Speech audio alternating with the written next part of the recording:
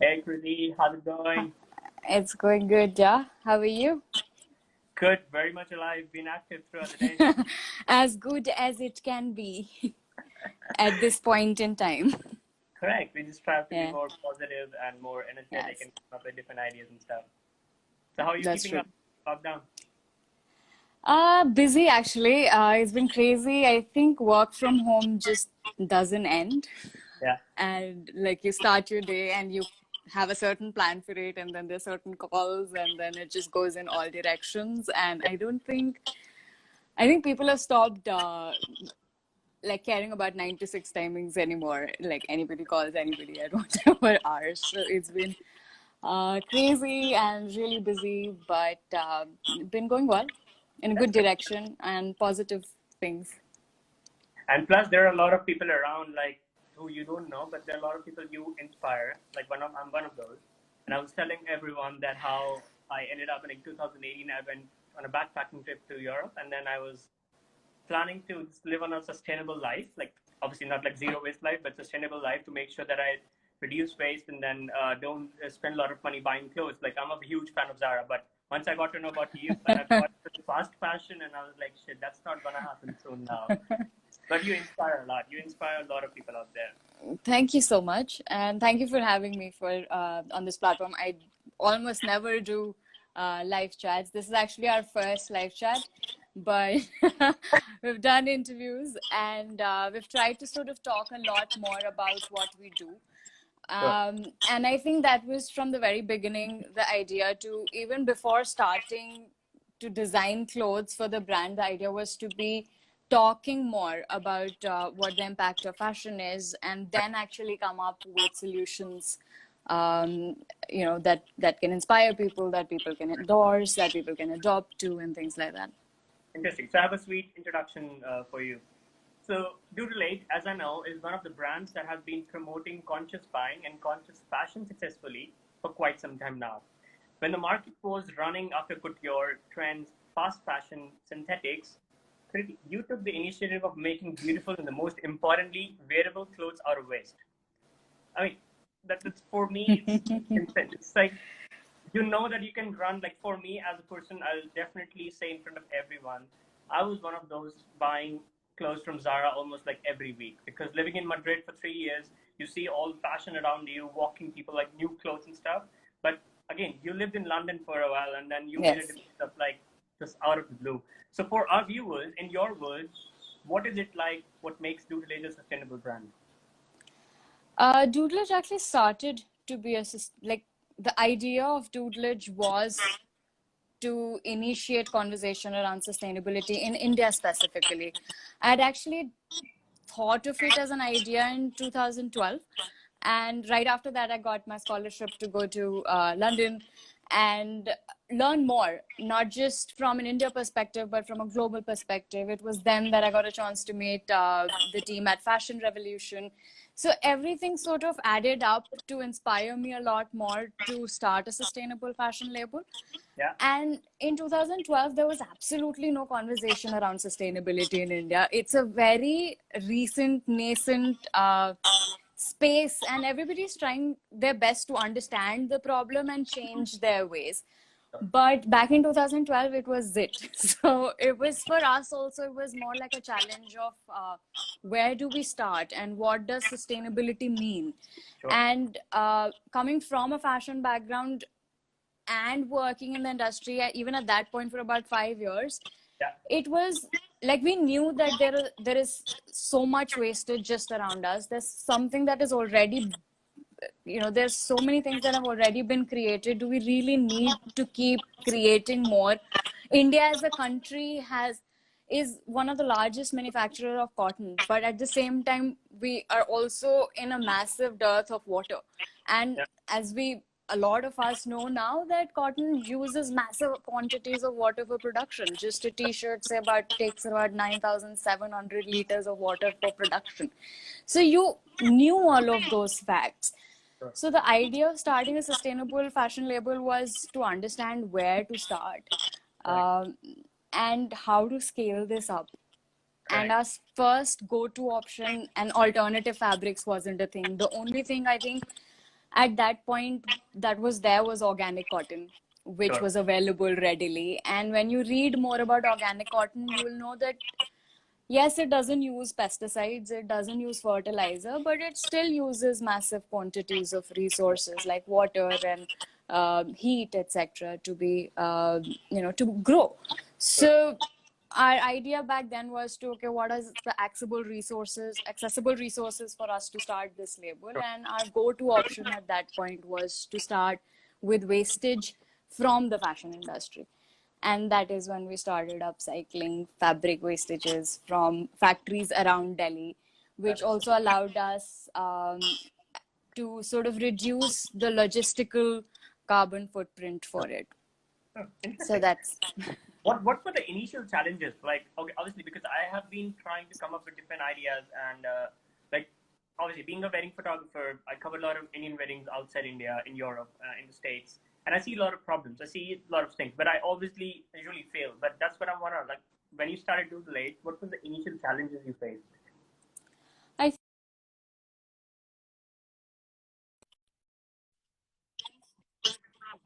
sorry, are you online? Yes. Yeah, yeah. So I think our very initial challenges was to even create a supply chain for this.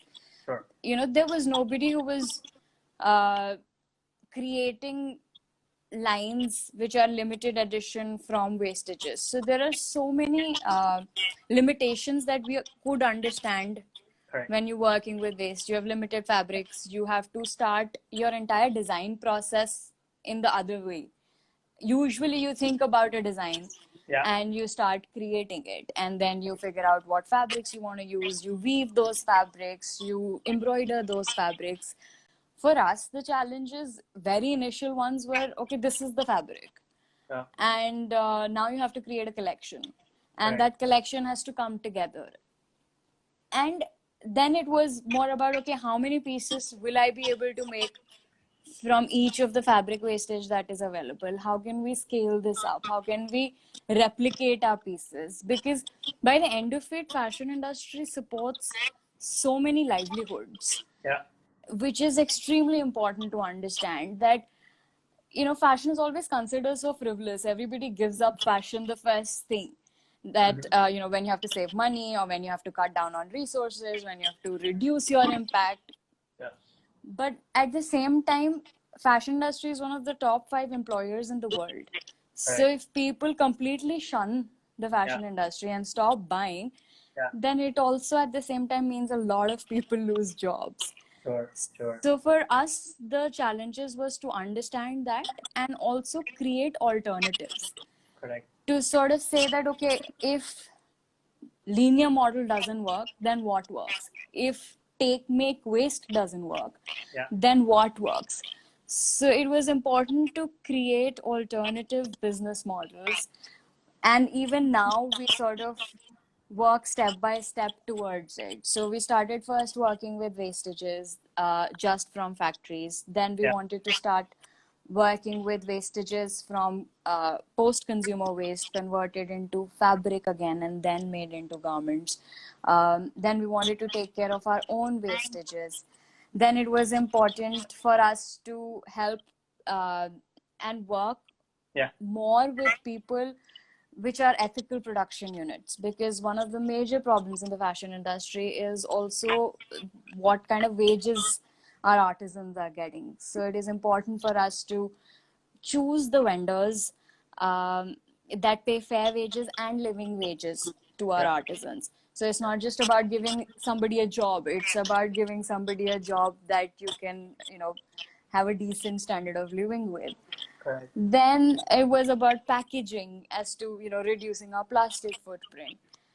Then now it's about, starting again conversations around swapping or reselling, or thinking about ideas that allows us to create buyback programs, so that you can, return your clothes to me and then I will look at what to do with it more. Can we resell it? Can we recycle it? So it's a very holistic system, but obviously it's a very step by step kind of a journey. Correct. It to sounds explore. massive to my ears. I mean, I swear, like, I mean, while I was doing my homework about you, your company, since 6 in the morning, to be very honest, I just wanted to make sure that I know about you. Even though we haven't met, but I still should know. And I went through one of the videos. It's about fast fashion. And I was so amazed at how in the States in 1980s, they used to buy 6 to 8 clothes in a year. And Yeah. nowadays, they buy 60 clothes in a year. Yeah. It's insane that how And you we have to all, also realize that this number is so one, our buying capacities have increased. sure. We're buying a lot more, and our Yeah. population has massively multiplied. So in Like, the last 100 years, if we've grown 7 times, then correct. one, we are increasing the amount we're consuming. Two, we Correct. are increasing the number of people that exist. Correct. So that's a lot of pressure for Earth to take, not just in like production processes, but also it's not like food, right? It's not like you eat it and it's gone. It's Fine. like you wear it and it Sure. just stays. So we have to find alternatives to, and we have to be okay with like reselling and wearing secondhand and thrifting and things like that. Yeah, I found it really difficult, to be very honest. So I'll tell you about my story about when I moved to Madrid. That was back in 2016. I was going in a metro, just wearing my clothes from India. I didn't know about the fashion part, and I didn't know about a lot of things. And the person next to me, I got to know with a few friends that, okay, there's like racism part. Not, I shouldn't mention that, but again, the clothes I was wearing, the way I was sitting, and I was like normal clothes. There's nothing fashionable. So there's someone.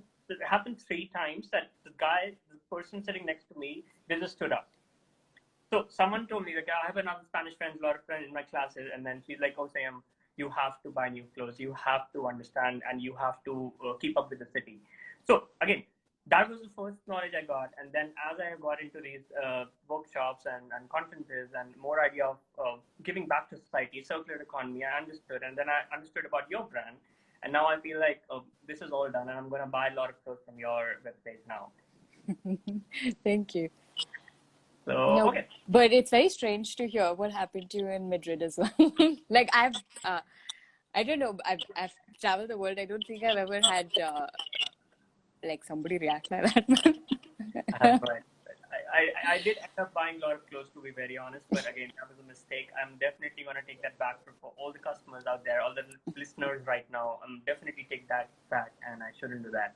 Okay, so moving on to the questions, we have a lot of questions for you, and actually we received a lot of questions, and I got a help from a lot of friends over in the fashion industry to have like questions made up for you. So the first is like, what is the USP of your brand, and what is your process? So the USP of our brand is we don't buy anything new as of now.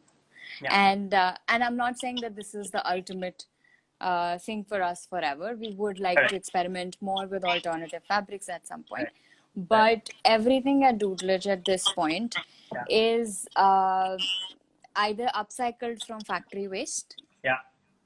or recycled from post-consumer waste. So garments that come in and shredded and made into fabric again and then makes our garments, or made to be zero waste. So all our accessories and our stationery is made from our fabric scraps. So as we grew, we understood that there'll be a bit of mess that we'd be creating as well. And we don't want to sort of discard it, obviously, in landfills.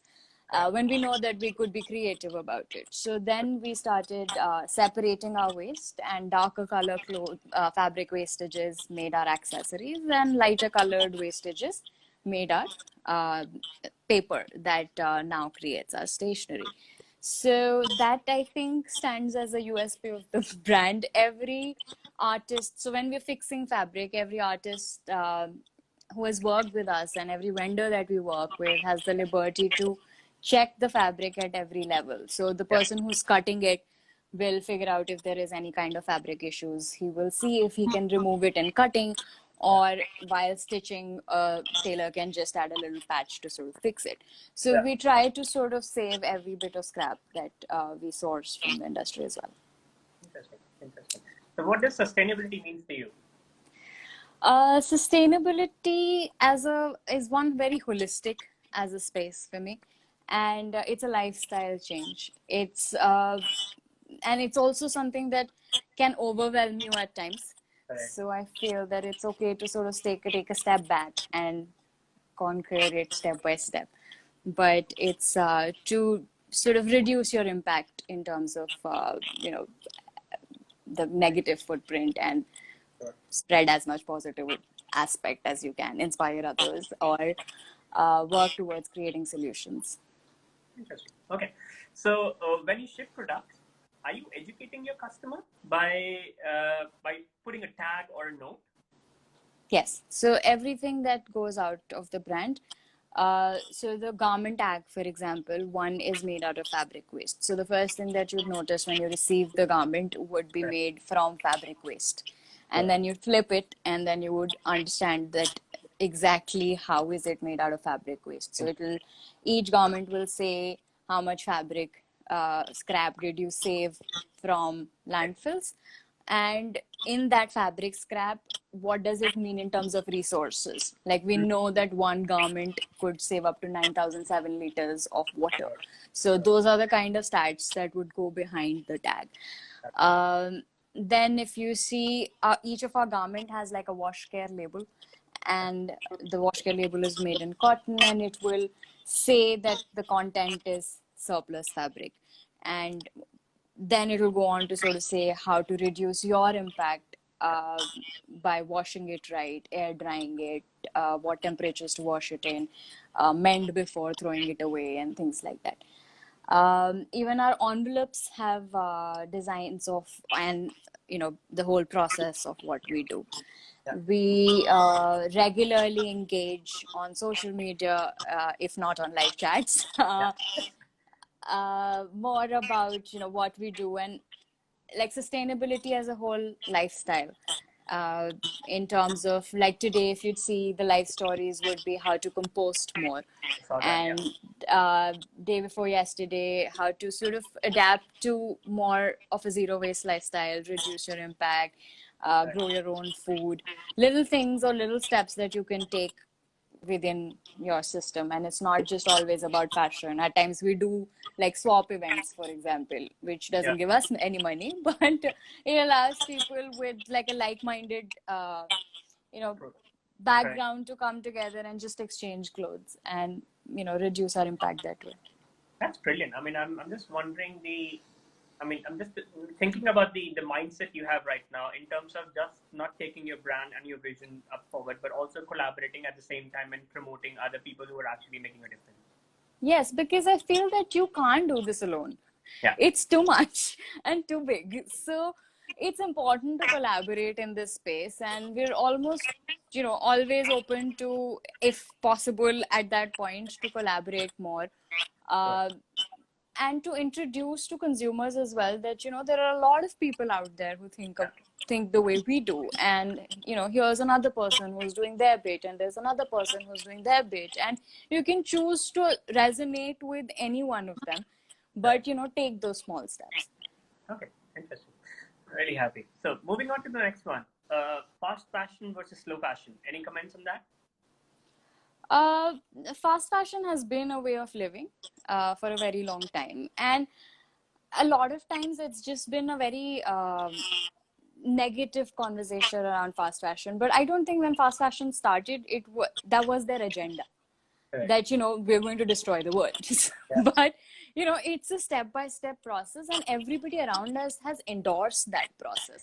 Now we understand the implications, and I feel a lot of people are working their ways to sort of change it. So slow fashion is the new necessity. And we need to sort of come together to sort of think of alternatives, I feel. Okay, brilliant. So in your recycled section on your page, like on every product, it says this is 100% recycled. Yes. So you try to mention these things on every layer of stuff. Yeah. So if you see the upcycled one, it will go on to sort of say that you might find some discrepancies in the product from what you see on the website. So while we try to create a lot of limited edition collections, like I mentioned before, there are certain issues in the fabric that we're working around. So at times this is fixed by a little bit of embroidery, at times it's fixed by a little bit of patch, but what you get is a good finished product. and it sort of is a little bit individualistic as much as you are. So we sell it as a USP, and people endorse it as a USP instead of like a problem, I feel. Sure. Okay. I would love to buy one. I mean, definitely after this call, I'm gonna go on your website and start doing the same. Okay. So sixth one is, how was it when you were selected out of 7 next gen designers for Lakme Fashion Week in 2015? I mean, did other designers try to ask about the whole idea you were working on? I think that's when our journey began. I did register the brand in 2012, and then I moved to London, and I spent like 3 years there. But when I came back, that was our starting process at Lakme Fashion Week, was when we which was the first time that we were working at a national platform to be recognized for our work in sustainability. And I think it was at that point the first brand which was working with sustainability that sort of qualified to be like a Gen X designer as well. So our journey in that direction started with them. Today they have like a circular fashion design day or a sustainability day. They support challenges around it, and I think we've grown together in the space of sustainability with them. So I think both of us, like that organization, support our organization, and we have that amount of love for them as well. That's great. So did any designer after that fashion week or just after your show did end up to you and ask you, oh, okay, what is it about? Actually, we got a lot of the reason as to why our brand sort of snowballed from there was because, one, it was a national platform to be recognized, and we got like a lot of engagement during that time. Which is like, there are a lot of cool brands right now who are working with sustainable fashion. You would see Doodlage come up a lot more, is probably because when we started and how our brand engaged with sustainability at that point. Correct. And so there were a lot of media attention, there was a lot of celebrity engagement, there was a lot of so it's a 5-day process, and Gen X happens on day 1. So post that, we had like a lot of buyer inquiries. We were always sort of skeptical on, how to make that first sale, for example, or what stores to work with, etc. It's all sort of came together when people came to us and supported what we did. Yeah, interesting. I saw your video when you were when you asked for the fundraising thing, and it was so inspiring and it was so cool that you were sitting down and you were just talking and making a short video for the fundraising back in 2015. So yes. I found the inner self of like the real you, or I could define more in words of like, I could see and feel through that video that how important that subject was for you. Yeah, it's still working really hard on it. I'm glad. But yes, that it was also a very nascent stage for us. We were also learning. We're still learning, but at that point we just started and we were figuring out what to do, where to start, and things like that. Interesting. Okay. So next one is, so when I was doing my homework, I understood that Lakme Fashion Week Summer Resort 2019 that you used the tencel fiber. Yes. How did you came up with that fiber, the idea, or you met someone, or you were studying about it? No, so it was actually it was a show that was sponsored by Tencel.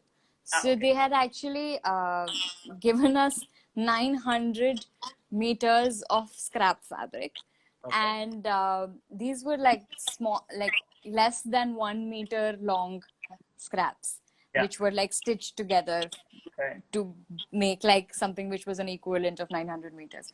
So, and they came with stains, they came with shorter sort of yardages, and these are all testing samples, leftover fabrics, post-cutting waste, all kinds of fabric scrap. So they had sent that over, and as a part of that collaboration, we created a collection out of it. And that is what that was. And Tencel, and it made sense for us because Tencel in itself is a very sustainable, like a more sustainable rayon material that is available, and they take care of a lot of standards in terms of where they're procuring deforestation, synthetic, like everything that sort of puts tensile together is very carefully done for this particular material. So it sort of made sense for us to come together and promote the fiber. Interesting. So moving on to the next one. Before that, I'm gonna have like a small rapid fire session with you, just to have like more not like serious session going on, but just to have fun element at the same time. So I'm gonna start with horrible with rapid fires, but okay, I'll try. Okay, environment. Oh, important. Scrap. Made my business out of it. Upcycling. A solution. Recycling. An alternative. Art. Can't live without, but I feel that I have moved away from it a lot running a business. London. Something that I can always go back to. Doodlage. Been life right now. Family. Supportive. Earth. What I stand on and for. COVID-19. Oh my God, can't wait for it to get over. Okay, that was an interesting one. Super. So, all right. So we have really interesting ones, and it says, yeah. So, COVID-19. The clothes have been sourced. Like obviously, we have been now the situation have been under the COVID. Speaking of COVID-19, that so all the clothes have been sourced. And how will you make sure the material doesn't have those infected virus in it? So most of the fabric that comes to us and is sourced by most people go through various processes before it reaches the client. So it's cleaned at it's sanitized at the raw material procuring stage. And for us, it matters a lot more because we're anyway sourcing fabric scraps from factories. And it's very difficult to sort of understand how old this fabric is. All we test it is for the tensile strength of it, that after a very long time, fabric itself loses its strength. So we need to make sure that the fabric that we're using is sturdy enough to be processed into making a garment.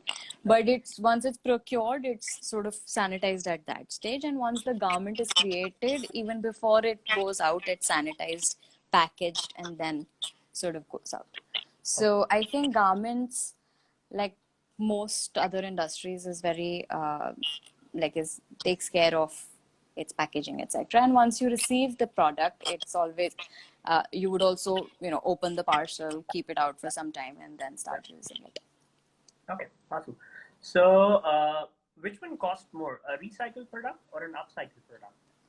Recycled product, because the fabric itself, like even if you see the collection on the website, upcycled would be cheaper than recycled. Both of them are extremely labor intensive as processes, but recycle uses a lot more resources in terms of energy.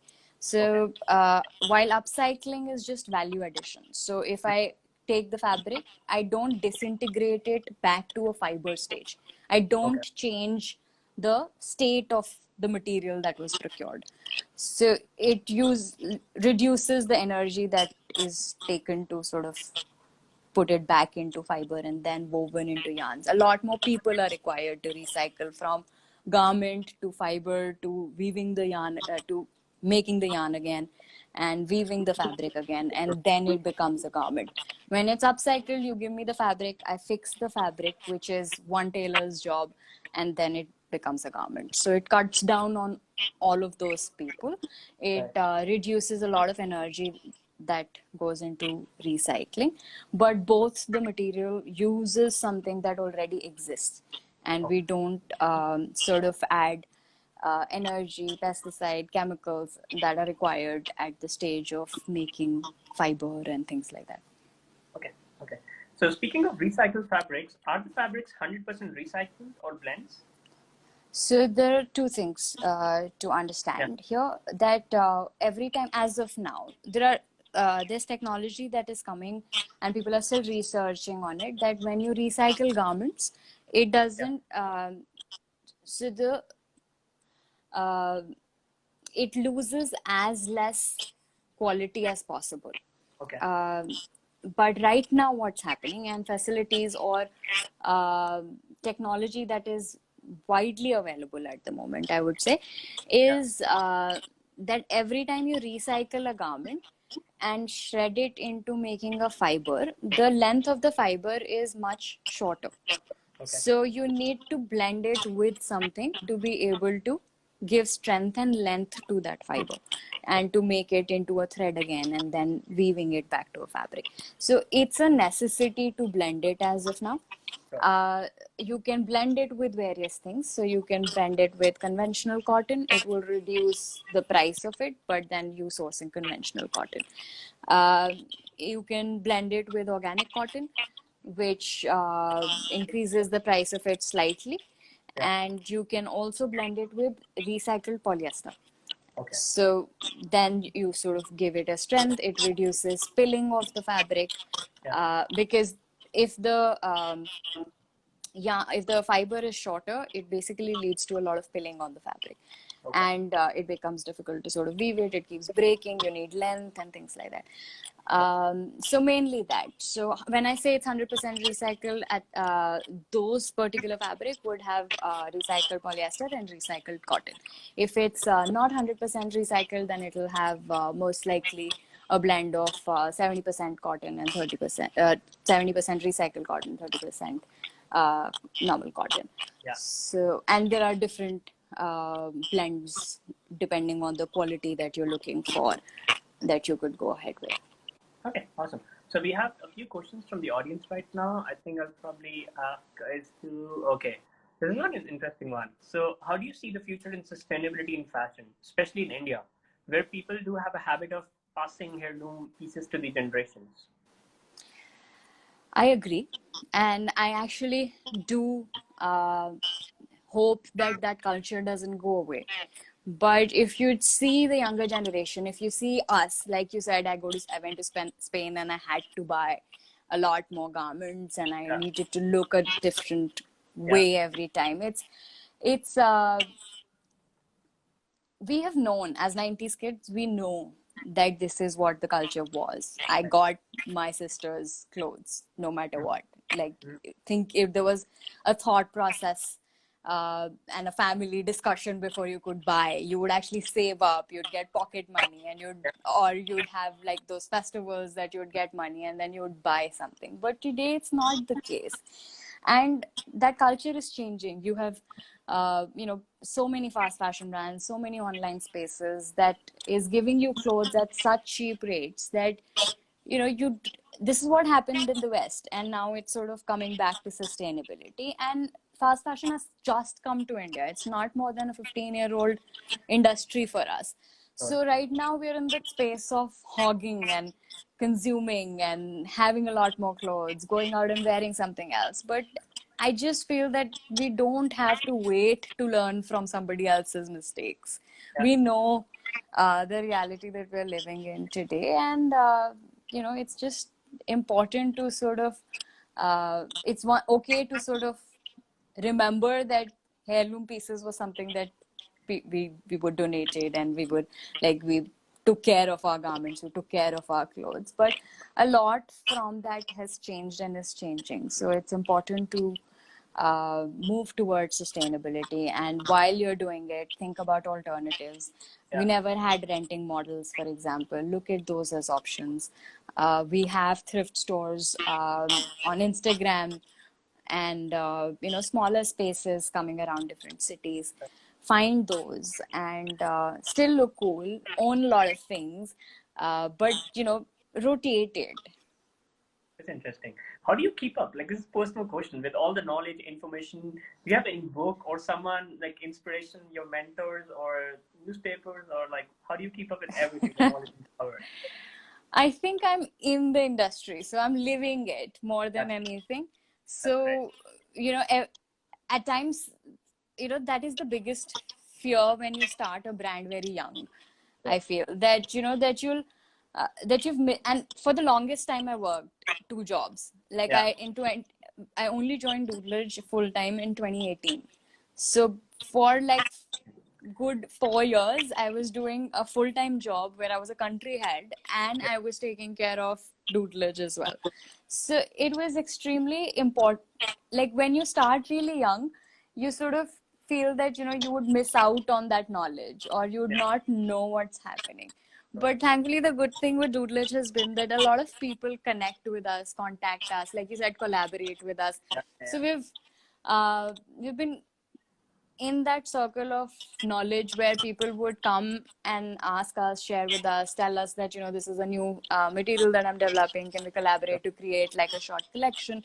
I think that is how we've been able to stay updated about material, treatments, various things. We might or might not endorse them, but we'd always encourage them, tell more people about it. If I can't readily use a new age material, but I know a designer who would be able to do it, then I'd connect them instead of us doing it and things like that.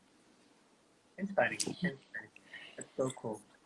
So the urge to consume is so deep-rooted, like all of past 100 years of progress, that walking back is going to be not only difficult, but rather impossible if all the stakeholders don't come together.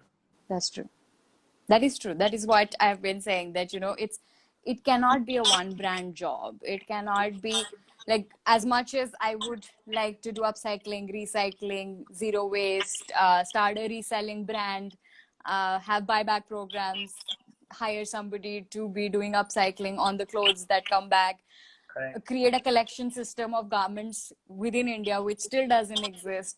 Yeah. But like whoever has put this question, it is about bringing all of those stakeholders together. But it is also important to understand that that consumer has a lot of power in this space, and consumption has a lot of power in this space. It has also led a lot of large scale brands to change their ways in terms of introducing new material or thinking about new material, creating transparency in their system, because consumers are asking for it.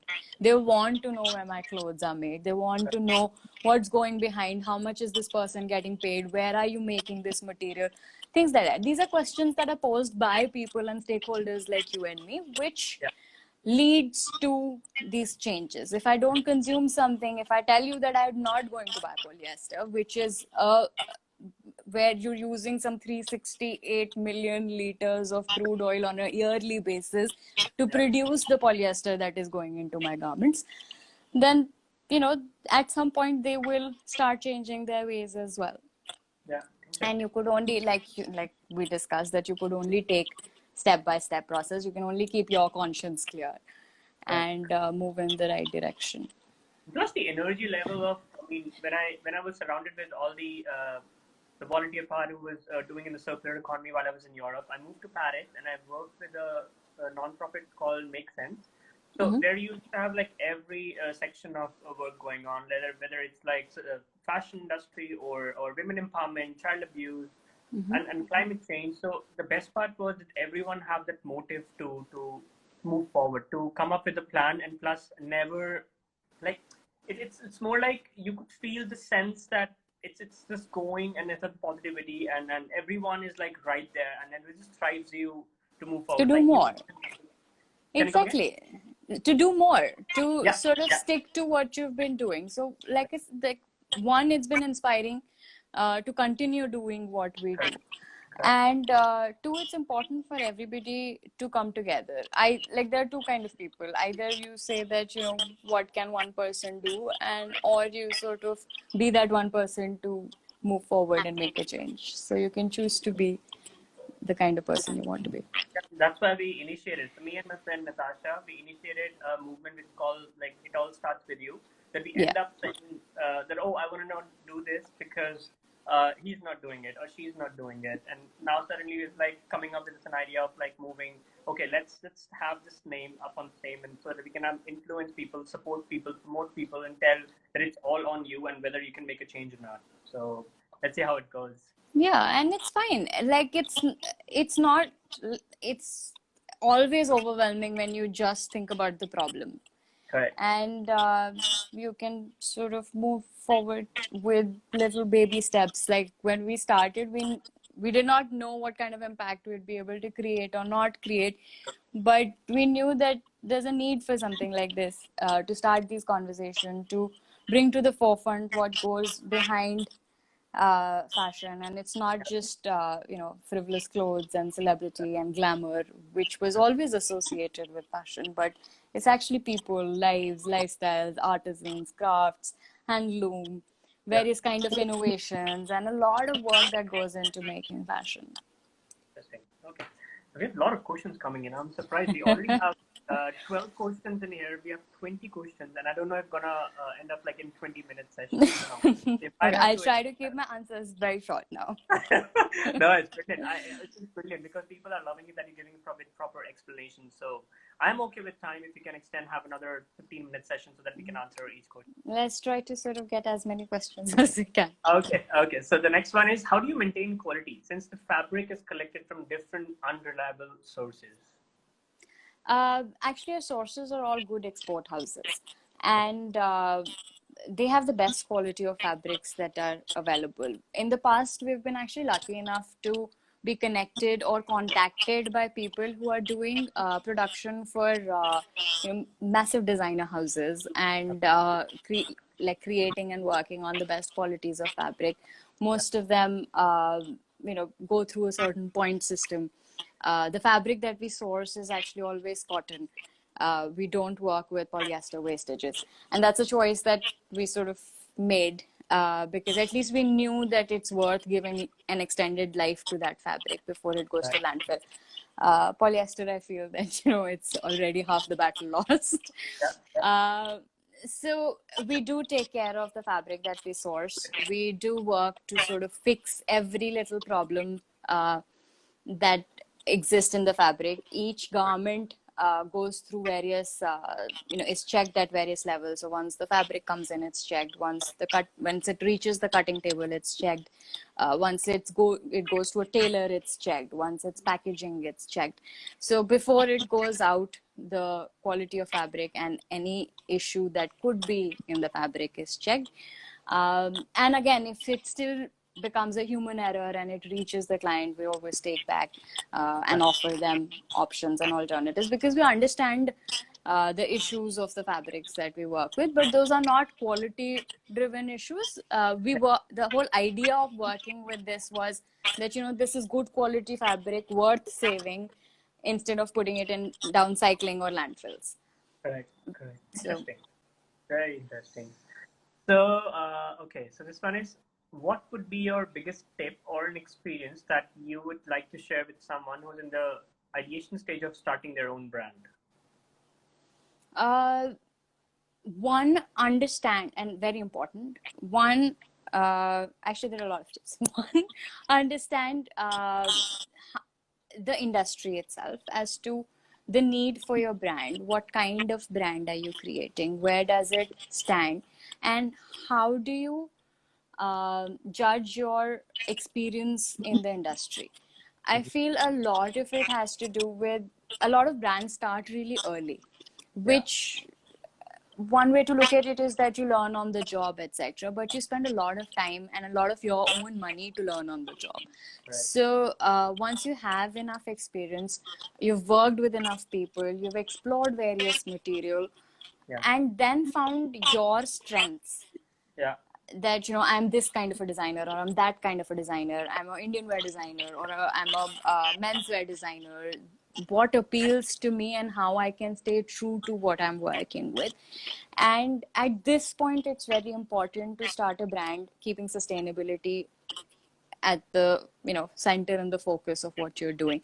Not just with the material you consume, but where you're producing that material, who is making that material, what is the impact of that material, who is stitching that material, how am I packaging that material, how is that garment reaching the client, and how my communication is.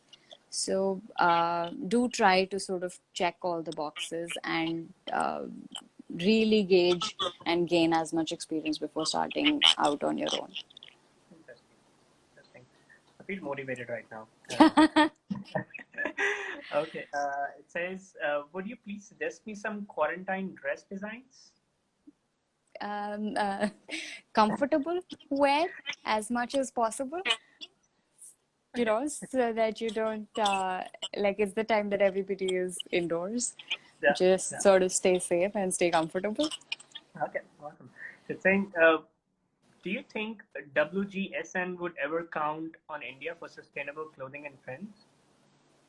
Actually, WGSN covers doodlage a lot in their reports, which is something that we've, in the last few reports, I'm assuming that somebody who's doing the reports knows or is from India or knows about our brand, has read somewhere. A friend of mine actually, we're not subscribed to it, but a friend of mine sort of keeps sharing the reports, and at least till the last 2 years, they were covering some things that we've done in sustainability. Which was great to know. But I feel trends are very, it's not as strong as they once were. Like the trend forecasts and the reports and the time gap between ramp to store was so big that there was designers working on collections and then retailers looking at those collections, getting inspired and putting pieces together before working on mass collections and things like that. That chain with social media and fast fashion has completely been disrupted. So I think WGSN also has much shorter trend cycles and looks at various things before designing. And one major thing that I feel that they also look at is the fact that India is a massive production-based country. So textile directions, brand like fabric innovations, a lot of those things come from India as well. Even production, for example, like cradle to cradle system, taking care of everything from farm to fabric to garment, and the impact of creating a garment at each level. These are things that very few organizations around the world can provide certification for, and India has things like that. India has systems and units that recycle garment to fabric, which a lot of in a single unit, which a lot of countries around the world, a lot of units around the world don't provide. Usually a garment is collected somewhere, somebody else will shred it, somebody else will make yarns of it, somebody else will weave it. We have units in our country that are able to sort of do all of those things together in one factory. So these are things that affect trends, innovations, nanotechnologies, stuff like that. So a lot of innovation comes from India, which impacts direction for forecasts. Interesting. So for all you know, they're already looking at it. Yeah, interesting. Okay, awesome. So it says, do you think transparency and storytelling behind every garment influence the relationship between brand consumer? I think, again, there are two kinds of consumer. One who really cares about what's happening to my garment, and two is oblivious to, I just need to consume more and I don't care what goes behind my garment. I need my garment to be as cheap as possible. And I need to wear it, and I need to wear something else the next time I go out. So it depends on who you're communicating to, and the right listener, I feel, is always listening and is hungry to know more. Okay. So just because you're using waste from export houses, it sort of gives them a feeling that they can produce waste and that someone is there to deal with their waste. So is there any other way? We're actually a very small brand, and the amount of production units that exist out there is just insanely massive. And I'm not saying that we are the only solution. Obviously, there is a unorganized chain to sort of collect wastages, make them into either cheap garments or downcycle them into making insulation fiber and things like that. There are a lot of things that are happening behind the scenes from wastages as well. We're just one of the brands that upcycle that fabric wastage to go back to the original value of the product, to create value within the within the supply chain as well, to pay people who are working on it a fair wage, for example. So I don't think that's how factories work. that, I can create waste because somebody is taking care of that wastage. It's, more like a necessity for them, because if you see, all houses take about 10% of wastage into consideration, which means that this could be, at once the garment is made, there's a problem in stitching, and that goes into wastage. When the fabric was procured, after checking or keeping it after for a certain period of time, it developed a problem. Color faded. Color is not exactly the same that we ordered. It could be, slub issues. Yarn broke in one place. In a mass production setup where I have to produce lakhs of, so we work with factories who produce about 1.5 lakh pieces a day as well, which also means that, just their wastages account to about 45,000 meters of fabric. So it's not, and this is one unit. And the garment wastages can account up to, say, 1,500 to 1,000 to 2,000 rejected pieces on a daily basis. So these are the kind of wastages that we're talking about, and the concerns that we had, that, there's already so much that exists that, it's difficult, and it's, difficult to work around them, think backwards. There are a lot of challenges that it comes with, and a lot of, consumer resource, like, a lot of artisans that go into fixing the problem and changing the system, educating them along the way, because they're also used to stitching a certain way.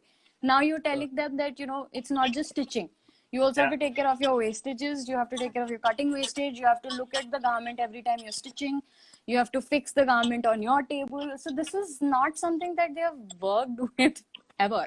So it's a lot of training of all of this. So it's not as simple as, you taking care of wastage for somebody else to do wastage. Nothing is that black and white. No. Trust me, the one part where I've always felt, to be very honest, with being an honest conversation, that I always felt it's kind of expensive. But now that you're telling me the details of each and everything, and now I can think as a layman that why does it cost that much? I mean, why everything, the process and the system you are telling me, and the ideology, and the plus the whole management in all, it takes a lot of effort, and you have to make sure that you bring out the best out in the market, and not that people complain, oh, it's branded, but still we could feel that it's not the niche of the brand, and plus it's not brand new where we could wear every day. When you see, that's what we also always take care of. When you receive the product, you'd never feel that it's an old fabric, because it's actually post-production wastages. It has never reached anywhere. It's just, it's like any other fabric. It's just something that we've worked to fix, and we've not thrown away, or we've not downgraded it because, there was a hole somewhere that could have been fixed. It's a problem that large-scale factories find difficult to sort of, handle. But smaller scale units and actual effort going into fixing and putting things together, and that, drive or initiative, which was also one of the challenges when we began, that, everybody just kept questioning that, why do you want to do what you do when you can actually just go and buy fabric? And we always, we found ways to work around the problems, and there are always ways to work around the problems. We sort of color segregated things. We knew that there's a lot of stripes, a lot of blues, a lot of whites, a lot of solid colors, and every time we reproduce the garment, it would be like all kinds of white were sourced to make this white garment, and we'd create like another white garment around a white garment. But there'll be certain variations in the fabrics we sourced, so we found ways to work around the problems, but didn't give up yet. Like you mentioned, this is your first live video, right? Yes. Why did you say yes to us?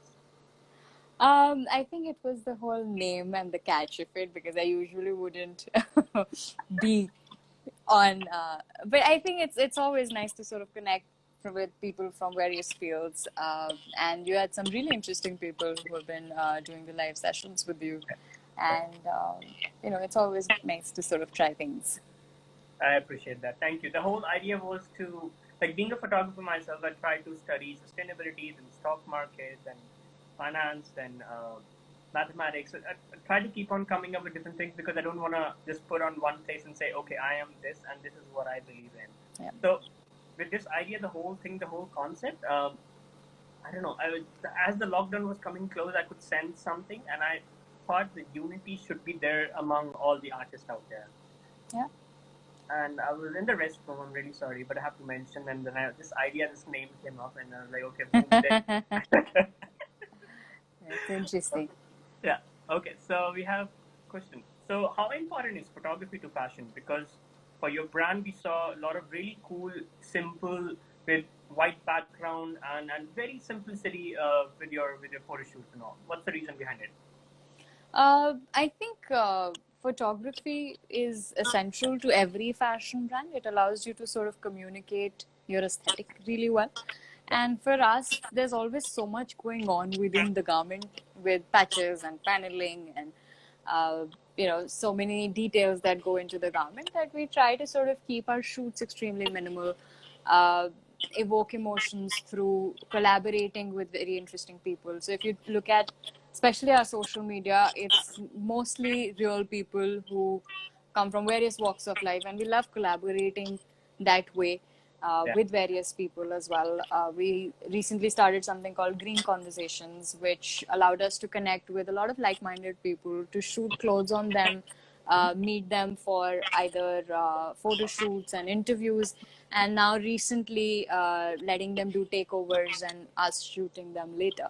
So it's really, it allows us to sort of communicate our ideal client of sort as well, or people who sort of resonate with our idea as well. And photography allows us to sort of communicate more and more what the product looks like, what the details are, what is it that we're selling. So I think fashion and photography cannot do without each other.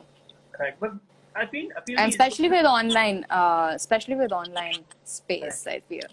But I feel the simplicity. Is there a reason behind it, or because being a fashion photographer too? I've covered a lot of fashion weeks, and to work with different brands, they always have something more fancy, like the setup, and then you have a lot of things going on. But with yours, it sends out the message that it's simple. It's right there to the message. Yeah. Right there, like. It's very minimal. That I think that's our aesthetic as well. That since we cannot keep our garments very minimalistic because there's so much patching and so many embroidery details and things like that we have to keep, we do try to keep it as minimal as possible. But with our photography, at least we wanted to be extremely approachable. I think every brand has their own client that they're talking to, aesthetic that they're speaking about, the imagery that they want to create. For us, as we are growing, I understand and I know that our price points are higher, but you would see that when we started, it was much higher. We were working with a lot of embroideries. It depended on, and our price points started were between 6,000 to 15,000 at that point. And that made sense because we worked with a lot of embroidery details. We worked with specific offline stores only. We were creating much smaller product ranges. But since we sort of moved on to a website model, connected with a much larger audience who wanted sustainable fashion more and more. And, in 2015, we were also trying to figure out what that clientele is that we're talking to. And going forward as well, we want to sort of work with, to be able to create an impact and need the product to reach to the masses. If more and more people can endorse what we do, we should be able to scale the impact of the product that we create, the people that we created with, and in general start a lot more conversations. So you would see the photography is also very approachable to everyday people. Interesting. Okay, so there are bigger brands in the market. How do you plan to compete with them? There are bigger brands in the market for sustainable fashion? In general, a lot of big brands. There are a lot of big brands, and there are a lot of brands in general that shouldn't, but we stand for something, and we do intend to sort of keep doing what we're doing, and we compete with the communication that we do, and making our website more and more approachable, reaching out to a lot more people who have connected with us, doing a lot of engagement activities with them. Finding our strengths and going forward with it. A lot of big brands haven't obviously been made big brands in Correct. 4 years. They have worked for like 150 years to create a legacy that they are today. And with limited funds and step-by-step scaling up process, we will get where we'll get, but we will not stop our journey for the fear of big brands. I definitely tell every one of you right now, please go ahead and check the website. It's so simple. It's so easy that, I mean, you could feel there's a lot of emotions and hard work in the product. And now that we have Kriti right now, so you can ask any question. And plus, if you have any doubt on certain things, please write to us. If we're not able to answer you right now, we'll definitely answer you afterwards. Okay, so the next one is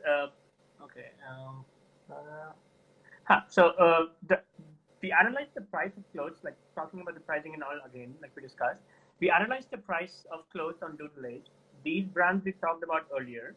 How do you think you can make sustainable clothing at a price point so that it gives these fast fashion brands a good competition? So again, that's been our biggest challenge as well. The reason as to why fast fashion brands have a certain price point is one, there's a lot of overheads that obviously go into making the product reach you and desirable to you, and all the celebrity association, marketing activities, etc. But the cost of production of that garment is very less because they are producing in massive quantities. Each style is made in like lakhs and lakhs of pieces before it reaches to several countries. So people who are producing it is also working with like a very small margin, and that has been the whole battle of linear fashion model. That once you scale and once you produce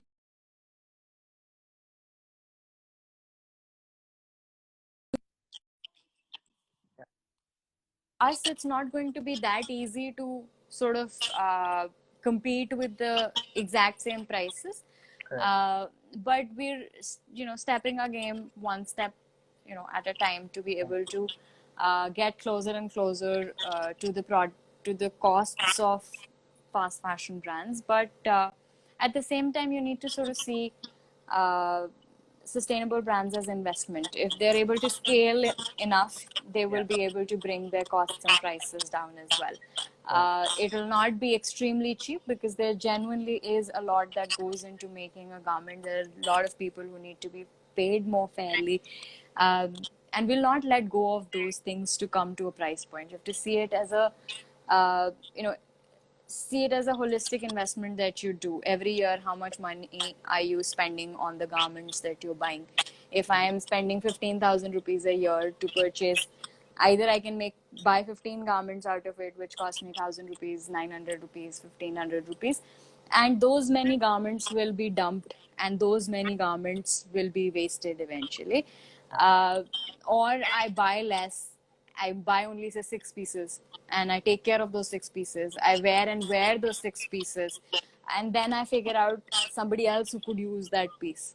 So that's the kind of change in mindset that at least we have absorbed and endorsed. And then even if I'd look at renting models to be able to have that fast-paced changes in my wardrobe, so that again somebody else is continuously using those garments and it's not just getting stocked in my wardrobe.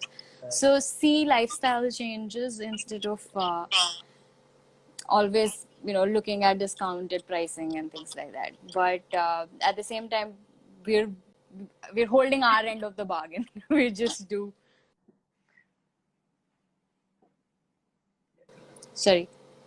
we just do hope to get a lot more support so we can scale enough to get the prices much more affordable. Yeah, but the best part is that I feel that once anyone wear your product with that message, it feels pride. Like that one person we discussed, you are making a difference out of everyone out in the market. So for me, if I do that, I mean, again, I've met a lot of people with the backpacking, and I told you, like the circular economy people and the non-profit group. We know that these small things affects in our life, and if anyone wears Doodle Age, it's gonna be like the pride moment of saying, oh yeah, I mean this means something, because with that message and information that you told us before, it leaves an impression that okay, you as a person somewhere making an impact to the fashion industry or to the environment or to a lot of people. Or you as a person, like a person who's wearing the garment has taken the step to make an impact in the right direction. And we and a lot of other such organizations, every time you support a sustainable brand or a cottage industry or a small scale brand, you know that brand, you know what they're doing, this is what they're doing, this is how they're doing, and you can talk a lot more about it, which is like even today our marketing budgets are the least, and we've scaled and very organically only on the basis of word of mouth from each consumer who actually endorses the garment and then talks about the garment.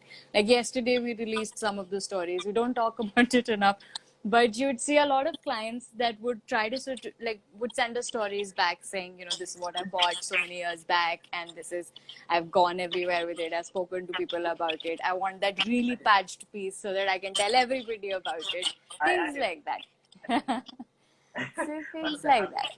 Okay, interesting. So that's why it's you know, important to sort of to know consumer stories and invest in the clothes that you buy. That's great.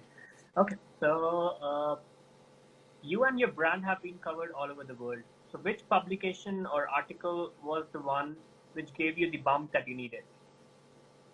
I don't think it was one particular article. It's like I said, it's a snowballing effect. We started in 2015. We did Lakme Fashion Week. A lot of conversation started at that point around what we did and what we were doing in the fashion industry, and how there's a brand who's now working on clothes from wastages and is making to you know, one of the national fashion weeks of our country.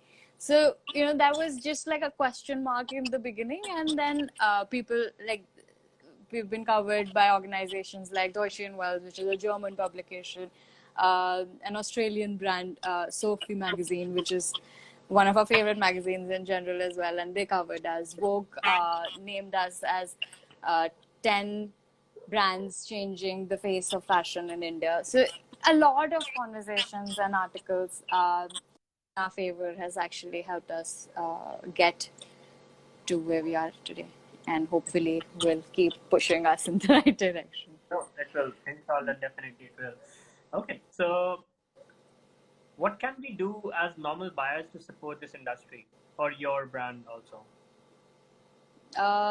Buy and support more and more brands who are working in sustainable fashion. Find,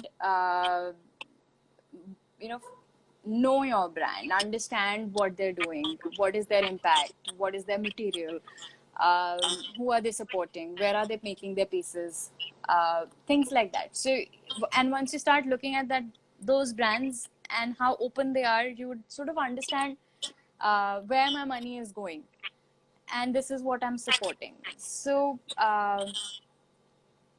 it's pretty much those, you know, pretty much straightforward that these are the kind of brands that you should start endorsing and involving yourself with.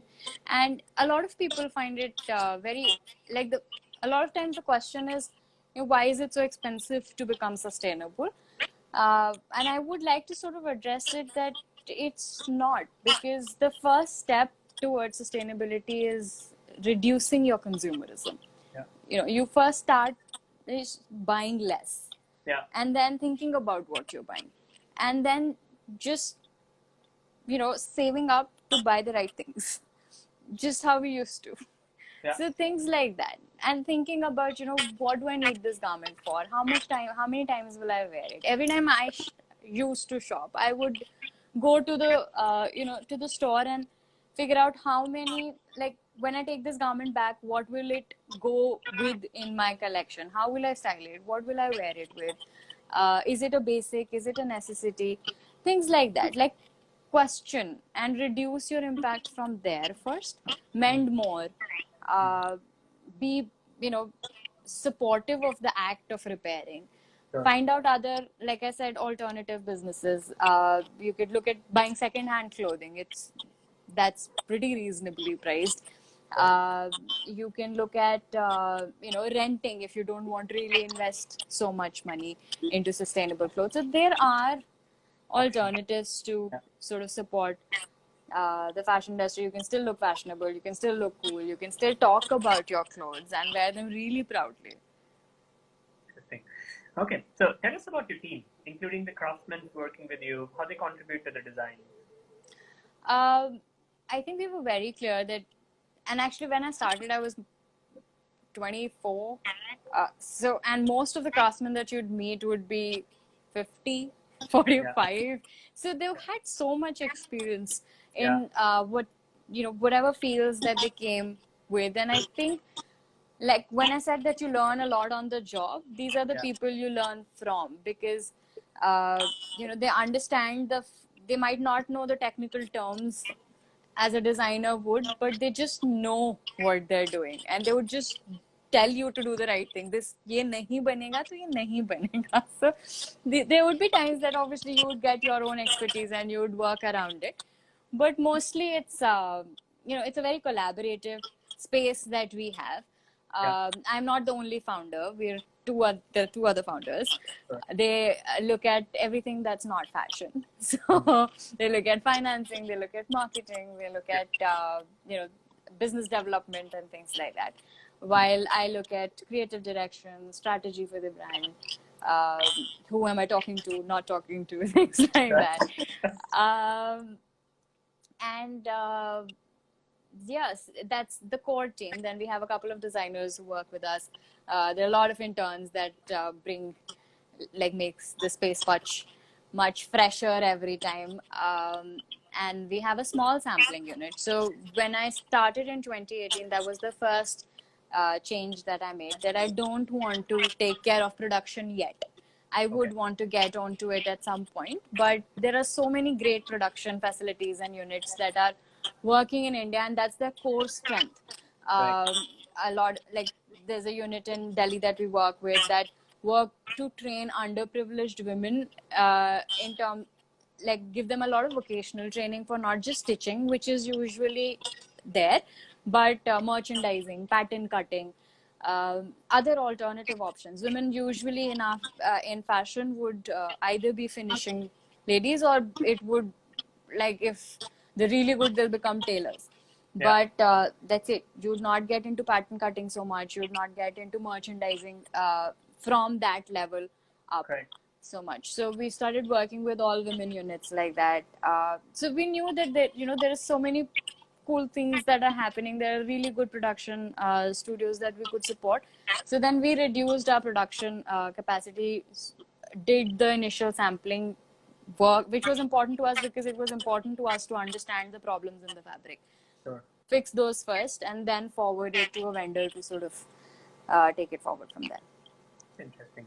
I mean, it seems like a simple wording, but it seems a lot of hard work. I can definitely sense that. Interesting. Okay. So are there any other brands in India or abroad who are working on the same idea? We need a lot more brands like Doodle Age. There are a lot of brands who are working in their own capacity and their own ideologies, their own strengths in the space of sustainability, and in their own design space. Like each designer has their individual strengths. The space is too big to be competing with each other than working together. And so there are brands who, for example, would work with only natural dyeing or floral dyeing. So taking fabrics and actually pressing flowers on it and creating fabric out of it. There are brands who are working in ethical production system. There are brands who are working with only recycled fabrics. So everybody has their own strengths. And there are a lot of brands India has developed in terms of design space a lot in the last few years, and it's like you can totally invest in homegrown brands today. A lot of them are extremely affordable, much like a lot of fast fashion brands, because we have our logistical costs are much lesser, and the tailors and the artisans are working in the same cities as we're producing, so they're able to produce the pieces at a much affordable rate. It wouldn't be too drastically different than most of your fast fashion brands. So buying local actually reduces a lot of your carbon footprint as well. So look around for interesting brands and find ways to invest in them. Sweet. So yeah, people have been going crazy that, oh, please ask audience questions. Okay, Vaibhav, we're gonna have your question. How do you handle competitions, as there are a lot of other brands which are already much bigger than Doodle? Again, a lot of other brands which are much bigger than Doodledge in terms of sustainable fashion, in terms of fast fashion. I'm not sure. But there are a lot of brands, like I said, there are a lot of brands who are working in their space. It's not we don't see it as a, head-on competition. We see that, there's a need for what we do. And we've been appreciated for what we do. People buy what we do. So we will continue to scale in the space that we are. We'll continue to communicate what we do and do our bit and collaborate as much with large scale and small scale brands. Like, one of the first few homegrown brands which became like a mass brand, for example, was Fab India for India. And it's scaled globally as well. But and we've collaborated with brands like that. We upcycled a collection of fabric wastages for them to create a short collection for Fab India. So we collaborate in this space and do whatever we can to sort of keep appealing and creating more and giving as many sustainable solutions as possible. Sure. Okay. So Vaibhav, we have already answered a lot of questions in our first session, so you can check all the questions, all the answers right there. So we're gonna move really quickly, wrap up in 9 minutes because we don't wanna a lot of things. We have a lot of questions, but still we understand that we requested Kriti. She was so nice to extend the session. So we're quickly gonna go to the next session, next question, which is like, could you give some tips for someone who's starting out with the thought of sustainability for fashion small business, and how difficult is it to sustain in the fast chain environment? I would say first sort your funds, which we did not. So step one to learn from us was like, even till 2018, why I was working 2 jobs is because I came from, very humble beginnings. Everybody in all our founders, but between all the 3 founders come from, very normal backgrounds, and we had to save up, work another job, and to be able to create and invest in something that we wanted to do. So that was our struggle. But we managed to put some funds together and build on what we did step by step. So first would be to figure out the funds that you need to start a label, and when you start it, how long will you be able to sustain it with the funds that you're starting it. Figure out the market that you're talking to or appealing to. Who are you creating this garment for? It's extremely important to be clear about that. And where are you going to sell it? It's not easy to start a brand, put a website together, and find ways to sort of get the client to that website to shop. Creating the garment is just a very small step in creating the whole business model. So again, like I said, that it's important to gain enough experience, to have enough contacts to create a label, like who's going to be your vendor, who's going to be the person who's going to market your website, who's going to be the person who will develop your website. If you're taking it offline, what are the interesting collaborations or spaces that you can look at? Will you do exhibitions, or will you do store-in-store sales? Things like that. Understand the model before you take that step or leap to start your own business. Okay, interesting. So we're gonna take 1 or 2 quick questions before we end the session. It's like, okay, design students who are graduating this year have a really little possibility that they'll be able to work with the label studios or brands like this. Since most God bless you. hiring process. I'm not even kidding. Like I usually take design graduation projects, which is like a 6-month project for fashion schools. to work, either you create your own collection in the school itself, you find your own Correct. inspiration into it, or you find brands that inspire you and you work with them. Correct. And I usually try to take at least 4 graduation projects, and I really know what they're going through at this point, and I feel very but rest of the economy is also like that, and I am hoping things will get much better, and for fashion and for sustainable fashion specifically. So I mean, it might be a bit of a drop, like a setback for now, but I think things will get back together and you will find opportunities. There'll be a delay, but take this time to learn more before you find a space in the industry to work with. Correct.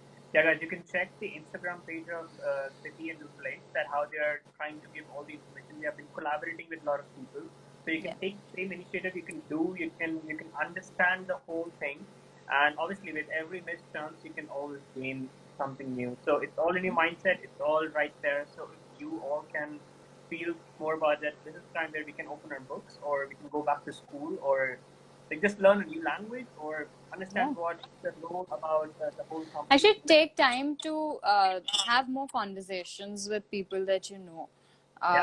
Especially in design school, you have a lot of your seniors to look up to, connect with them. They also have some time at hand, interact and engage to sort of find direction for yourself, research a lot more into the space that you want to sort of get into. Because, you know, again, with design school, you're always working with a little bit with blinders as well, because you're so focused in meeting the deadlines after deadlines and juries after juries that you forget about the bigger space. So use this time to, you know, explore that more. Well, it's interesting. Okay, so as clothes and gift cards don't come under the essential commodity, so how are the sales affected, and how are you planning to deal with it in coming months? It's true. It doesn't come under essential services, which has been a massive setback. All the stores that we're working with are shut at the moment. All exhibitions and events are cancelled for the next, as of now, 4 months or so. So we are massively hit in cash flows. But at the same time, we are encouraging people who have supported us through this time to invest in gift cards for now, to help us continue to support the artists and the artisans that we are working with, because they genuinely have nowhere to look to. It's not like they can switch jobs. They worked with us for a very long time. They want to sort of stick and support what we do. And once things open up, and hopefully by 3rd of May, if things get a little bit relaxed, we will be able to work with social distancing parameters to open up slightly, and we'll continue to fulfill your orders eventually. But as of now, as much support as we've been getting and could get would really help in keeping us afloat for the time being. Super. So yeah, thank you guys. I mean, we already answered like most of the questions, but if we have missed, we apologize. And just like have one final from our side. This one question where we have asking so every artist who have been on our platform for the Outgoing Introvert 2.0. But guys, I'm really sorry. Apologies again. But if you have any other questions, please write to us. We try and reach out to Kriti, and I'm sure if she could extend like 30 minutes of session, then I'm sure she can answer all your questions and help you with anything. So Kriti, we all are artists here. I mean, which other platform do you think you want to try in addition to your current one? Other like art form that I would like to try? Other than fashion designing, is there anything else? Yes, of course. Because I started the brand so early in time. Like 2012 was much earlier. With like I'd only worked for about 5 years. I just feel that once you start a brand, you are so engaged with sales, marketing, strategy part of the brand that unless you grow enough to sort of delegate a lot of your work and find self time, you just stuck in that drill of getting the work done and expanding and doing more for the people that you're working with, etc. So going back to actually now in the time of COVID, I've actually been able to go back to learning a lot more in terms of block making and exploring various mediums that I've been wanting to in terms of painting and sketching, which I remember doing that as a 12th standard student in 2005. So it's been a really long time since I wanted to be able to get that time back. I want to get to explore ceramics and pottery a lot more. So there's just as an artist, there's so much that I want to do with my hands that I think I miss a lot. And hopefully more years down the line, I'll get a chance to sort of explore those art forms as well. It's so not giving up on them. It's brilliant. I mean, we all think somewhere down the line we have to take up some certain things where we can just enjoy and then take that motivation, take that factor into our real job. I think it helps you clear your head as well, to sort of take that time to just, because if you're doing something, I do a lot of workout, I swim, I do yoga a lot. So it's just those times that you cannot really think about work a lot. So I want to be able to expand into, other art forms at some point. Yeah. That's interesting. Perfect, Kriti. It's 10:30 as promised, but thank you so much. Thank you so much for having on this platform. It was wonderful having an honest conversation with you. And if anywhere we can be of any help, always be there. And trust us, you have been doing an amazing job. And it's just like a happy feeling that you were the last one. I'm glad that we changed with the timings and the dates. And I'm very, very, very happy to end the Outgoing Introvert 2.0 with you. Thank you so much for having me. It was a very interesting conversation. I hope that I've been able to answer a lot of questions to the best of my capacity. And there's a lot more that is going on that everybody should work to find out. And we're also learning. We're not, we do wrong things and try to correct them and fix them every time we do. But it's all in good faith and good learning for everybody who goes, who works behind the scene to create the brand. That's brilliant. So. That's brilliant. If you have any questions for us, we would love to answer, because I've been asking a lot of questions. No, I think you've been doing a great job. I actually said yes to, to the whole interview and the conversation, because I felt that, to bring a platform together, to connect so many people in one space is always a very, it puts you in a very interesting space to be able to meet a lot more people in this one social media platform, which allows you to connect with so many different art forms, people, backgrounds. And I think they're all encouraging as spaces. So I liked what you were doing, which is why we're all here. So really, thank you for having me. Yeah, pleasure. Thank you. And stay safe. And we hope to catch up someday once lockdown thing is over. Yeah, once we can actually move out. Yeah. Good night.